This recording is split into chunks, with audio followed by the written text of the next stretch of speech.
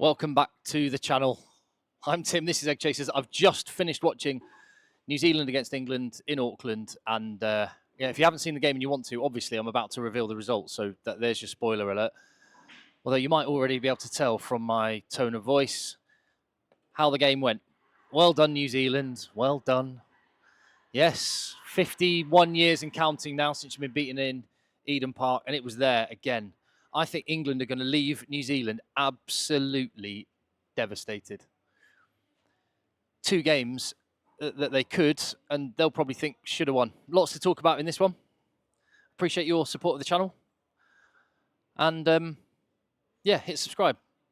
Give the video a thumbs up and leave your comments down below. What did you make of that one? I don't know. I feel emotionally exhausted. I'll get back up for it again because we've got Wales, Australia in a bit, and I'm here in Umhlanga, heading down to Kings Park a little bit later for South Africa, Ireland as well. So another reason to hit subscribe. So yeah, God, my initial thoughts coming away from that are the game was won and lost with England's inability to convert pressure into points in the first quarter of the second half, and New Zealand's ability to just have that killer instinct and score in the final quarter of the game. How often have we seen that? New Zealand in the last quarter of a game just dropping the hammer and doing enough. So many times down the years. And well, one guy that's done it a bunch of times down the years is Beauden Barrett, and he was absolutely critical to New Zealand winning this game. And how often, I've talked about it a lot on the channel, how often have we seen it? You know, I'm here in South Africa, and arguably they pioneered this concept of having your best players on the pitch at the end of a game. And we saw the value of it right there in Beauden Barrett. But I'm absolutely devastated. Yes, I'm going to talk about the maul at the end. Yes, I'm going to talk about some of the decisions through the game. I'm going to try and do so through a fair and unbiased lens. I am an Englishman, and I'm crushed by that result, however. Oh, dearie me. Where do we start? Do you know what? I'm going to start at the start. No, in fact, I'll start at the end. Let's just deal with that maul at the end. I'm going to caveat all of this by saying, and I always say this, there's never a single point of failure. If you are complaining about one decision that cost you at the end of a match, well, then you didn't do enough with the other 79 minutes of a game that you could control.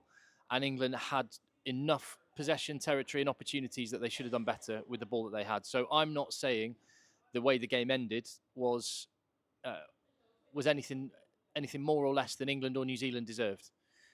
New Zealand deserved the win because they got more points than England on the day, and they took their chances when they had them.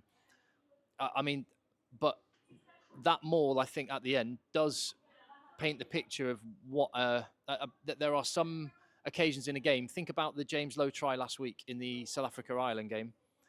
There was about 10 different infringements that could have all been penalised, and sometimes it just feels like the referee's shaking a magic 8 ball to come up with a decision, and that's the bit that leaves me a bit dissatisfied with it. Yes, you could argue Ollie Lawrence peeled off the maul, and therefore it was obstruction. That's what the penalty was given against. Fine, but I'd also argue the only reason it peeled off is because there were New Zealand players who just dived at the legs of Englishmen to bring it down 10 metres out. I'm not saying the decision should have been the other way. I just,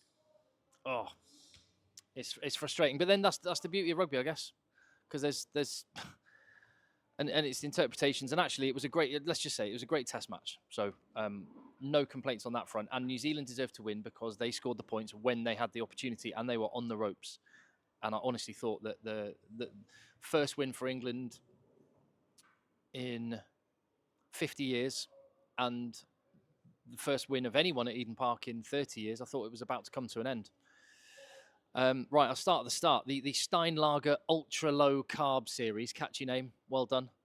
I was watching the New Zealand coverage of it beforehand. I don't know how much you watched, but on SuperSport here in South Africa, they had the whole Sky Sports New Zealand coverage. They were very, very confident. John Kerwin said New Zealand were going to win by at least 13 points. 13 points was the minimum margin. Generally speaking, I got the impression New Zealand were expecting a beatdown of England. That obviously did not happen, and I'll come to that. Choirs at games during the Rugby World Cup, I thought absolutely not. Let's never have choirs at rugby games. If you're going to have a choir, have it like New Zealand did with that one. That was great. The haka Loved it. Cody Taylor, as a lot of people in the comments were saying, led it. George Martin's face during the haka when they cut to the England lineup showed that England meant business. I'm looking forward to Scott Robertson's evolution of the haka, maybe a hip hop haka. Might be one we see in the future. Some breakdancing moves in it. Love it. And I cannot wait. I'm back here in South Africa for the New Zealand tests, and I cannot wait to see the haka with them again live. It's a very special way to start a test match. Did you think Dan Cole looked a little bit emotional when they cut to him during the anthems and the haka? I mean, I may just be putting 2 and 2 together and making 5, but could that have been Dan Cole's last appearance for England? I wonder. Just he's such a stoic, stone-faced kind of guy, and he seemed to be giving away a little bit of emotion, so that's one to watch. Freddie Steward was in. We'll talk about him in a bit. But the first minute, England set the tone. Finlay Christie, Finlay Christie put in a big shot on Chandler Cunningham South, turnover. It was end-to-end from the first minute. Breathless stuff. There were a lot of handling errors, but that's because there were some massive defensive shots coming in. England's blitzed, putting New Zealand under pressure, leaving space outside. New Zealand weren't quite able to get to the edges. When they did, they showed that they can cut England to shreds. Just enough, but overall, I think the blitzed that Felix Jones is putting into play is working really well. Emmanuel Faye-Waboso working his nuts off his wing. First scrum was a bad sign, and let me just get out ahead. Yeah, I'm not going to actually ignore the last maul. Ignore the last maul of the match. It doesn't matter. England do not have a good enough scrum. We need to find some props from somewhere. Otherwise, we're not going to win test matches. That's it. Let me take back everything I said about the last maul. No individual decision matters because England cannot assert scrum dominance. There were some times when there was a bit of parity and we held them firm, but at crucial times, get coughed up pens, not least Fletcher Newell when he came on, arguably the best scrummager of all of New Zealand's props, and he absolutely ruined Bevan Rodd when Bevan Rodd had done really good work to turn the ball over and win the scrum in the first place. So, yeah, can't scrum, can't win. And I don't know how many more games we have to go through, how many more World Cup semi-finals and finals, and now potentially historic wins in Auckland we have to go through before we actually go, right, we need to find some props. Fair play Finn Baxter for stepping up and doing your best, but the depth just is not there. It is just not there, and it's a massive concern for England. Huge concern that we've got to address. I don't know how, other than just putting more minutes into the legs of these youngsters, but it was a bad sign from that very first scrum. And there were danger signs when Perifetta, nice footwork, and Mark Talea scored that try. I did wonder whether Ardi Savia was tackled before he got back up and started running again. But anyway, do you know what? Brilliant finish from Talea. Touchline conversion as well, 7-0. And you thought maybe the momentum was going to shift then. But Emmanuel Faye-Waboso, newcomer to international rugby. What a year he's had. First full year in senior rugby as well. And he looks to the manor born. England sucked in through the middle, went to one touchline. Marcus Smith to the other touchline with a kick. Manuel Faye-Waboso, absolutely beautiful. And that was one of the features of the game, actually, was we saw, I mean, there were some times when he blew hot and cold, but overall, we saw Marcus Smith playing the kind of game he plays for Harlequins in England colours, which is a very good sign for England. And he bossed it. And here's one thing. Do you think he needed to come off after an hour? It was interesting that Alex Mitchell stayed on the whole game. So whether that's Steve Borthwick doesn't trust Ben Spencer after the last 20 minutes last game, or Alex Mitchell's that important, but I would have thought, I mean, he's obviously got a lot of confidence in Finn Smith, and I suppose Marcus Smith did come on for the last 10 in the end for Freddie Steward, which some people, by the way, have been suggesting that was a bit of funny business with a fake HIA to get Marcus Smith back on the field. If there is one coach in the world who would not do anything, play anything against any sort of rule, it would be Steve Borthwick. Honestly, he is the straightest, most sort of honourable man you could ever meet. So I'm going to say absolutely no chance on that. But yeah, I don't know whether Marcus Smith needed to come off. Him and Alex Mitchell, I thought, were working really well together. So that's one for England to think about.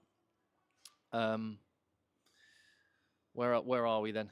Oh yeah, so 10-7 penalty from Mackenzie after a bad kick from Marcus Smith. And this is it. This New Zealand team, you kick poorly against them, they absolutely shred you. And that was the source of much of their good attacking play. Well, at least for that first 60 minutes, was when England kicked poorly. Because England controlled the game really well, but you kick poorly, and grubber kicks as well from England in terms of kicking poorly. Like kicking away possession, we did it a few times. I don't quite understand. you're in a good part of the field. I'm going to put it down to the fact that obviously the pictures that the players were seeing from England when Marcus Smith did a grubber, Henry Slade did one, I think Freddie Stewart did one as well, was just giving away possession. I'm assuming, and I'm going to suggest that that's just down to New Zealand's defence being really, really well organised and showing a black wall there. Anyway, Tommy Freeman with a brilliant finish, AFL style finish from another crossfield kick, 14-13 to England. And how many times that in the past you see New Zealand score in the final moments of a half? It was a brilliant sign that it was England in a brilliant position at half time. And I really started to believe at this point. I don't know about you. As I say, let me know in the comments down below what you're thinking. These are just my immediate thoughts following the full-time whistle.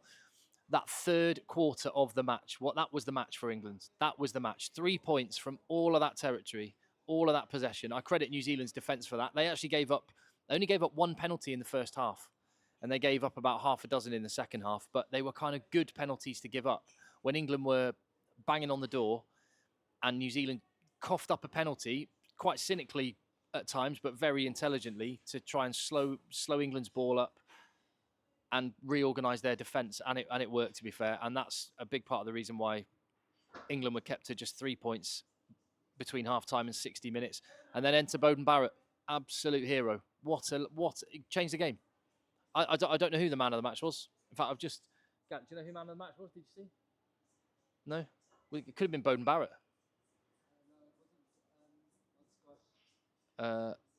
Just finding out. I don't know. Anyway, I don't know. It could have been Beauden Barrett. That's how big an impact he had, even though he only played just over 20 minutes. He just looked calm, collected. New Zealand's exits from their own 22 until Beauden Barrett came on were awful. But suddenly they just had this lovely, controlling, calm kind of influence at the back. Whenever he broke, he made the right call. When he kicked well. And even managed to do a little football volley on his own kick as well. Absolutely, yeah, just a special player. And it pains me because Beauden Barrett, he won that game for New Zealand. Yeah. Oh, yes, exits were bad. Sevu Reece, poor exit. Actually made New Zealand's wingers look poor on this occasion. But then Freddie Stewart, I'll see you later. Freddie Stewart went off with his HIA. Smith was back on.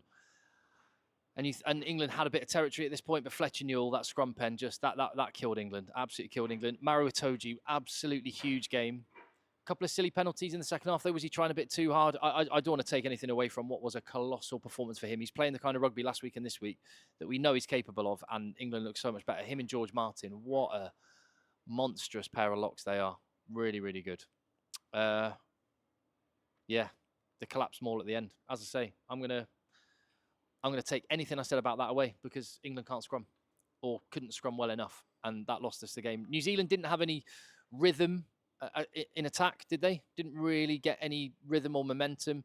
That midfield still looked like they couldn't get the ball through Barrett and Ioane, and it was interesting that Ioane came off and Linnett Brown came on. That'll be an interesting one to watch under Razor. I don't know what I've learned about Scott Robertson's New Zealand team from that game, other than just that kind of self-belief, especially when they're playing at home, is there. The top 2 inches, guys like Savia, guys like Beauden Barrett and Geordie Barrett, they've got guys with winning mentalities, and it's, England were gassed in that last quarter and could not do enough. But as there's one of the Irish journalists that's staying in this hotel chatted to me after the game and said, how was that? And I said, gutted. We need to find some props. And we kept kicking away possession.